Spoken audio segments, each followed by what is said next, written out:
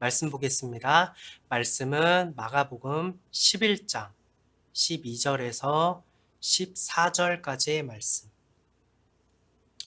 마가복음 11장 12절부터 14절까지의 말씀을 제가 봉독하도록 하겠습니다. 이튿날 그들이 베다니에서 나왔을 때 예수께서 시장하신지라 멀리서 잎사귀 있는 한 무화과 나무를 보시고 혹 그 나무에 무엇이 있을까 하여 가셨더니 가서 보신즉 잎사귀 외에 아무것도 없더라. 이는 무화과의 때가 아님이라.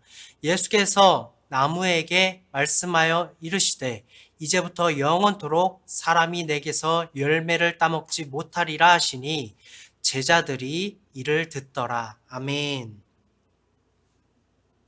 그리스도의 몸된 교회로서 그의 지체로서 진정한 행복을 누리며 살아오고 계십니까? 아멘. 오늘의 말씀은 예수님께서 왜 무화과 나무를 저주하셨나? 라는 설교 제목으로 말씀을 증거하도록 하겠습니다. 성경을 보면 예수님께서는 우리들이 육체에 있기 때문에 약함을 아셨습니다. 우리의 있는 모습 그대로를 바라보시는 분이 바로 하나님이십니다. 우리가 나병에 걸리거나 혹은 천한 신분에 있을지라도 예수님께서는 사람을 대하실 때 외적으로 대하지 않고 하나님께서는 있는 그대로를 바라보셨습니다. 성경을 좀 읽다 보면 예수님께서 어떻게 대하셨는지 우리는 분명하게 알 수 있습니다. 그러한 중에도 언제나 변함없이 늘 강조하셨던 것이 있으니 그것은 바로 믿음입니다. 믿음이 없음을 꾸짖기도 하셨고 믿음 때문에 놀라시기도 한 분이 바로 예수님입니다. 이전 세대가 지나가고 새로운 세대가 올지라도 우리에게 동일하게 요구하시는 것은 바로 믿음입니다. 믿음으로 우리는 구원을 받을 수 있고 믿음으로 하나님의 백성, 즉 자녀가 될 수 있는 것입니다. 믿음은 단지 내가 하나님의 존재를 인지하는 것, 그것을 넘어섭니다. 믿음에는 반드시 행함이 필요하고 또 그렇게 살아갈 때 진짜 믿음이 되는 것입니다. 내 삶의 열매가 믿음의 열매가 아니라면 그것은 죽은 믿음입니다. 우리가 아무리 좋은 말을 하더라도 신앙이 깊은 척 이야기를 하더라도 믿음이 없음을 하나님께서는 아십니다. 하나님께서는 심령을 감찰하시는 분이시기 때문입니다. 우리가 숨길래야 숨길 수 없는 것이 바로 믿음입니다. 하나님은 모든 것을 알고 계십니다. 그래서 믿음이 너무나도 힘든 것입니다. 정말 경험하면 경험할수록 믿음은 정말 어렵고 힘듭니다. 하지만 반드시 필요합니다. 그리고 믿음을 대체할 수 있는 것은 없습니다. 우리가 구원받을 유일한 길은 하나님을 믿는 믿음이라는 사실을 꼭 기억하시기 바랍니다. 오늘 말씀은 예수님과 제자들이 베다니에서 나왔을 때의 일을 보여주고 있습니다. 예수님께서는 시장하셨습니다. 예수님도 육체를 입으셨으니 시장하신 것은 당연한 일입니다. 그리고 멀찍이에 있는 무화과 나무를 바라보고 계십니다. 13절입니다. 멀리서 잎사귀 있는 한 무화과 나무를 보시고 혹 그 나무에 무엇이 있을까요? 가셨더니 가서 보신즉 잎사귀 외에 아무것도 없더라. 이는 무화과의 때가 아님이라. 아멘. 오늘 본문의 말씀에서는 예수님께서 그 나무에 무엇이 있을까 하여 가셨다라는 것입니다. 예수님께서는 유대인이십니다. 그쪽 지역을 잘 알고 계시고 그 지역의 무화과 나무가 언제 열리고 어느 때에 열매를 얻을 수 있는지도 이미 아시는 분입니다. 그런 예수님께서 무화과 나무 앞에 서신 것입니다. 가서 보시니 잎사귀에는 아무것도 없었습니다. 정황상 시장하시고 무언가를 찾으신 것은 열매를 얻기 위함입니다. 하지만 아무런 열매를 얻지 못했습니다. 당연합니다. 13절에서는 무화과 열매를 얻을 수 없음은 무화과의 때가 아님이라 라고 분명하게 증언하고 있기 때문입니다. 의문이 생기지 않습니까? 예수님께서는 때가 아님을 아셨는데 열매가 얻을 때가 아님에도 불구하고 혹시나 해서 그곳으로 가셨다라는 것입니다. 왜 가셨는지 의문입니다. 아시면서도 그곳에 열매를 찾으러 가신 것도 이해할 수가 없는데 더 이해하기 힘든 말을 하십니다. 14절의 말씀입니다. 예수님께서 나무에게 말씀하여 이르시되 이제부터 영원토록 사람이 내게서 열매를 따먹지 못하리라 하시니 제자들이 이를 듣더라. 제자들이 이를 듣더라. 아멘. 예수님께서는 열매를 맺지 못하는 무화과 나무를 향하여 저주하십니다. 너무 당연하고 논리적인 일에 예수님께서 뜻밖의 일을 하신 것입니다. 이를 두고 하나님을 믿지 않는 사람들은 이렇게 얘기를 합니다. 예수님께서 너무 시장하신데 열매가 없어서 무화과 나무를 저주하신 것이다. 아직 때가 아님을 아셨지만 배가 고프기 때문에 저주하셨다. 혹은 예수님께서 이후에 십자가에 달리시지 않습니까? 십자가에 달리실 그 시한부의 남은 기간 동안에 극도의 스트레스에 시달리셔서 나무에게 저주를 하셨다라는 것입니다. 여러분, 예수님께서 비록 육체를 입고 이 땅에 오셨지만 예수님께서 이 땅에 오신 것은 이 육체를 입음으로써 우리의 죄를 사하시기 위해서 그 죄값의 고통을 온전하게 감당하시면서 우리의 죄를 구원하시기 위해서 이 땅에 육체를 입고 오신 것이지, 예수님께서 육체를 입으셨다라고 해서 예수님의 성품이 달라지고 십자가의 죽음의 그 히스테리를 나무에게 분풀이를 하시는 분은 아니십니다. 예수님께서는 그런 분이 아니십니다. 예수님은 하나님이시기 때문입니다. 어떤 이들은 이렇게 이야기를 합니다.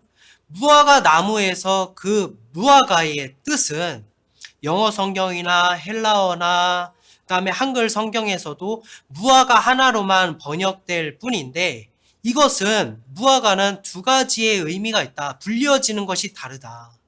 첫 열매와 이후에 열려지는 무화과, 그것이 다르기 때문에 이것을 그렇게 다르게 해석을 할 때 의미는 달라진다라고 이야기를 하고 있습니다. 그래서 예수님께서 처음에 가서 찾으시는 그 열매와 그 다음에 13절에서 무화과의 때가 아님이라 라고 하는 그 열매가 다르다는 것입니다. 근데 근거가 어디 있습니까? 히브리 성경에 대한 근거가 있습니까? 그 근거는 아무것도 없습니다. 또 어떤 사람들은 이렇게 이야기도 합니다. 잎만 무성한 그 무화과 나무는 예루살렘 성전을 의미하는 것이다. 아무런 열매를 맺지 못하는 예루살렘 성전을 저주하시고 성전을 허물어서 예수님께서 친히 자신이 직접 성전이 되신 것이다. 그것을 이루신 것이다. 그래서 예루살렘 성전을 저주하신 것, 이것은 무화과, 잎만 무성한 무화과 나무를 상징하는 것이다. 아마도 마지막에 말씀드린 이 내용이 우리가 보편적으로 알고 보편적으로 들었던 그런 내용일 것입니다. 그도 그럴 것이 무화과 나무를 저주하시고 예루살렘 성전으로 들어가 장사하는 사람들을 다 내쫓으시고 성전을 청결하게 하시는 내용이 바로 뒤에 뒤따르기 때문입니다. 그런데 그런 해석이라면 무화과 나무의 때가 아니라 열매를 맺지 못한다는 맥락에서는 우리가 이것은 너무 좀 잘못된 비유라고 생각되지 않습니까? 열매를 맺지 못한 예루살렘 성전이 무화과의 나무라고 비유된다면 당연히 13절에서도 무화과의 때가 아님이라고 증언하고 있으니 예루살렘 성전도 열매를 맺지 못한 것은 그 때가 아직 아님이라는 것을 우리는 알 수 있지 않습니까? 하지만 그러한 해석을 속 시원하게 이야기를 하지 못한다라는 것입니다. 예수님께서는 당연히 지금 시기가 아니라서 열매를 맺지 못하는 예루살렘 성전을 예수님께서는 억지로 강압적으로 저주하신 분이십니까? 우리가 이 말씀을 묵상할 때 우리가 쉽게 범할 수 있는 오류는 바로 열매에만 시선을 둔다라는 것입니다. 여러분, 예수님께서 무화과 나무를 저주하신 일은 열매가 있냐 없냐로 해석을 할 때 그 내용을 잡고 그 내용이 이 열매가 상징하는 것은 무엇일까? 이 열매가 의미하는 바는 무엇일까? 라고만 계속 생각을 한다면 우리는 중요한 본질을 접근할 수 없는 것입니다. 예수님께서 이 땅에 오셔서 그 공생의 시절 동안에 예수님께서 십자가에 달리시기 이전에 많은 이적들을 행하시면서 제자들에게 보이시고 가르치시고 꾸짖기도 하시고 놀라신 일은 바로 믿음입니다. 왜냐하면 십자가에 달리신 그분은 예수님 자신이며 하나님이시고 그 십자가의 사건, 우리의 죄를 사하시는 그 하나님을 믿어야 된다. 그래서 이 모든 것들을 준비하시고 예비하시는 그것을 우리가 진정하게 누릴 수 있다라고 늘 강조하신 것이 바로 믿음입니다. 오늘 무화과 나무를 저주하신 사건도 바로 이 믿음의 맥락에서 설명하신 것입니다. 분명하게 무화과 나무에 저주를 하신 것은 그 교훈은 바로 믿음을 분명하게 가르치심이 유함이라는 것을 기억하시기 바랍니다. 예루살렘 성전을 나가 아침에 지나갈 때에 뿌리채 마른 무화과를 베드로는 바라보게 됩니다. 그것에 대해서 궁금증을 품은 베드로는 예수님께 여쭙습니다. 20절부터입니다. 그들이 아침에 지나갈 때 무화과 나무가 뿌리채 마른 것을 보고 베드로가 생각이 나서 여짜오되 라삐여 보소서 저주하신 무화과 나무가 말랐나이다. 아멘. 제자들은 예수님께서 무화과 나무를 저주하신 것을 들었다라고 14절에서 증언하고 있습니다. 그리고 제자들 또한 예수님과 같이 무화과의 나무의 때가 아니라는 사실도 알고 있었습니다. 그런 제자들은 이 모든 것들을 들었고 다 지켜보았습니다. 예수님뿐만 아니라 제자들도 다 알고 있었던 사실이라는 것입니다. 하지만 베드로는 예수님께 저주하신 무화과 나무가 그냥 단지 예수님이 저주하셨으니 이것이 뿌리채 말랐습니다 라고 보고하는 것이 아니라 성경에서는 분명히 여쭈었다라고 이야기를 하고 있습니다. 왜 무화과 나무를 저주하셨는지를 베드로는 궁금해서 여쭙는 것입니다. 이러한 질문에 예수님께서는 22절에서 분명하게 답하고 계십니다. 22절입니다. 예수님께서 그들에게 대답하여 이르시되 하나님을 믿으라. 하나님을 믿으라. 내가 무화과 나무를 저주한 것을 너는 보았니? 너는 들었니? 그 이유는 하나님을 믿으라 입니다. 무화과 나무를 저주하신 이 가르침의 핵심은 너희에게 이 열매가 있느냐 없느냐 그로써 열매의 여부를 묻는 것이 아니라 바로 하나님을 믿으라 라고 말씀하고 계시는 것입니다. 무화과의 때가 아닌 것, 예수님이 시장하신 것, 잎사귀만 있는 것, 아직 때가 아닌데 그래서 열매가 없는 것, 이 모든 것들은 우리가 당연하고 의식적이고 논리적으로 생각하는 것입니다. 이렇게 여기는 모든 것들은 예수님께서는 모든 것들을 초월하는 믿음을 설명하시기 위해서 그러한 논리들을 다 뒤집으시는 것이 바로 무화과 나무를 저주하신 사건입니다. 우리는 그렇게 생각할 수 있어요. 열매가 없으니 무화과 나무를 축복하여서 그 열매를 맺게 하면 믿음으로써 우리가 그것들을 가르치시기에 더 좋은 교본이 아니었겠는가. 그렇게 해서 열매가 맺어서 예수님 이게 열매가 없었는데 예수님이 축복하시니 열매가 맺었네요. 예수님께서는 열매를 맺게 하시는 분이시네요. 라고 이해한다면 우리가 그러한 믿음을 긍정적인 요인으로만 생각을 한다면 얼마나 좋겠습니까? 그런데 잘 생각해 보십시오.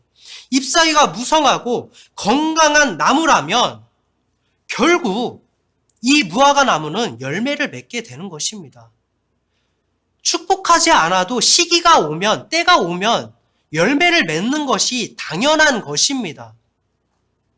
그러한 논리적으로 생각을 한다면 이렇게 열매를 축복하시는 게 낫지 않겠나라고 하는 것도 결국 논리 안에서의 믿음일 뿐인 것입니다. 예수님께서 가르치시는 믿음은 우리가 이해할 수 없고 우리가 납득하기 힘들고 불가능한 것들을 가능케 하신다는 것을 기억하시기 바랍니다. 23절부터의 말씀입니다. 내가 진실로 너희에게 이르노니 누구든지 이 산을 들려 바다에 던지라 하며 그 말하는 것이 이루어질 줄로 믿고 마음에 의심하지 아니하면 그대로 되리라. 그러므로 내가 너희에게 말하노니 무엇이든지 기도하고 구하는 것은 받은 줄로 믿으라. 그리하면 너희에게 그대로 되리라. 아멘. 예수님께서 설명하신 이 23절에서 산에게 명하여서 바다에 던지라라고 명하면 그대로 되리라라고 하는 말씀이 비유로 들리십니까? 이것은 분명하게 믿음이 있다면 실제로 일어날 수 있다라고 말씀하시는 하나님께서 말씀하시는 것입니다. 여러분, 이 말씀이 말도 안 된다라고 생각한다면 우리는 믿음에 대해서 잘못 이해하고 있다라는 것입니다. 예수님께서 된다라고 말씀하시면 그대로 되는 것입니다. 예수님도 잎이 무성한 무화과 나무를 바라보고 있고요. 제자들도 잎이 무성한 나무를 동일하게 바라보고 있는 것입니다. 이것이 시간이 지나면 열매가 맺는 것을 우리는 알 수 있고 이것이 시간이 지나도 예수님이 명하면 죽으면 죽는다라는 것을 나타내고 있다라는 것입니다. 같은 동일한 사건이지만 이루어지는 것을 우리가 어떻게 바라보냐는 것은 그 열쇠는 바로 믿음이라는 것입니다. 여러분은 하나님을 얼마나 믿고 있습니까? 여러분의 삶 가운데서 하나님의 그 주권을 어디까지 인정하며 살아가고 계십니까? 하나님께서 우리에게 나를 믿으라 라고 말씀하시는 것은 우리가 하나님을 믿습니다 라고 선포함이 그것을 듣고 하나님께서 으쓱하시기 위해서 나를 믿으라 라고 말씀하시는 게 아닙니다. 우리의 믿음의 선포가 하나님이 우리를 억압하듯이 우리를 억지로 복종시키기 위해서 입으로 믿음을 시인하게 하는 것이 아니라는 것입니다. 하나님께서는 신실하신 분이십니다. 하나님께서는 우리를 사랑하시는 분이십니다. 우리에게 힘이 되시기 위해서 하나님은 우리에게 나를 믿으라 라고 말씀하고 계시는 것입니다. 우리를 사망의 그늘에서 건지시기 위해서 나를 믿으라 라고 말씀하고 계시는 것입니다. 하나님께서는 우리에게 진정한 행복을, 진정한 자유를 누리게 하시기 위해서 나를 믿으라 라고 말씀하시는 것입니다. 왜요? 하나님은 천지를 창조하신 분이시기 때문입니다. 하나님은 그러할 능력과 힘이 있으시는 분이시기 때문입니다. 여러분의 삶에 태산과도 같은 고난과 제약이 여러분 앞을 가로막고 계십니까? 예수님의 이름을 명하여서, 예수님의 이름으로 명하여서 그 산을 명하여서 바다에 던져버리십시오. 태산과도 같은 고통과 질병이 나를 억누르고 있습니까? 예수님의 이름으로 명하여 믿음으로 바다에 던져버리십시오. 태산과도 같은 불행이 나를 억누르고 있어서 나를 벌벌 떨게 만들고 계십니까? 예수님의 이름으로 명하여서 믿음으로 바다에 던져버리시는 여러분이 되시기를 바랍니다. 하나님을 믿는 자들에게는 결코 정죄함이 없습니다. 하나님을 믿는 자들에게는 결코 불의가 없습니다. 하나님을 믿는 자들에게는 결코 불가능은 없습니다. 하나님께서는 우리에게 그렇게 말씀하십니다. 할 수 있거든이 무슨 말이냐? 믿는 자들에게는 능히 하지 못할 일이 없느니라. 하나님은 어떤 분이십니까? 두려워하지 말라. 내가 너와 함께함이라. 놀라지 말라. 나는 내 하나님이 되리라. 내가 너를 굳세게 하리라. 참으로 너를 도와주리라. 참으로 나의 의로운 오른손으로 너를 붙들리라. 모든 것을 가능하게 하시는 하나님을 믿으시기 바랍니다. 믿음이 없이는 하나님을 기쁘시게 할 수 없습니다. 믿음만이 우리가 구원을 받고 우리가 진정한 자유를 누릴 수 있는 유일한 열쇠라는 것을 기억하시기 바랍니다. 우리가 믿음 안에서 구할 때 열매 맺지 못하는 우리의 삶도 풍성한 열매를 맺을 수 있다라는 그 믿음을 우리는 하나님을 의지하시기 바랍니다. 굳건한 믿음으로써 하나님께 꾸지람을 듣는 성도가 아니라 굳건한 믿음으로써 하나님을 놀라시게 하는 성도 여러분이 되시기를 축원합니다. 기도하시겠습니다.